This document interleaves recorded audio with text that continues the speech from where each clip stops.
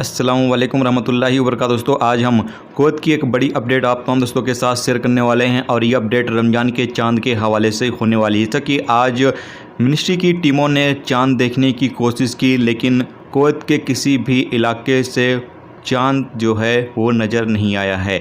आपकी जानकारी के लिए बता दें कि सिर्फ कुवैत में ही नहीं बल्कि किसी भी गल्फ़ मुल्क में आज चांद नज़र नहीं आया है। इसीलिए कुवैत के अंदर ऐलान किया गया है कि कुवैत में पहला रमज़ान 13 अप्रैल को होगा, यानी कि पहला रोज़ा 13 अप्रैल मंगलवार को रखा जाएगा। कल पहला रोज़ा नहीं होगा। तो ये कुवैत मिनिस्ट्री की तरफ से अभी ताज़ा अपडेट जारी हो रही थी, सोचा आप तमाम दोस्तों के साथ शेयर कर दिया जाए। जैसे कि आप लोगों के सवाल आ रहे थे कि भाई आज चांद दिखा या नहीं दिखा, तो यहाँ पर अपडेट जारी हो चुकी है कि आज कुवैत के अंदर चांद नज़र नहीं आया है। कुवैत में ही नहीं बल्कि किसी भी गल्फ़ मुल्क में आज चांद नज़र नहीं आया है। तो आज रोज़ा जो है, यानी कल से रोज़ा नहीं होगा, रोज़ा जो है वो परसों से पहला रोज़ा होगा। तो उम्मीद करते हैं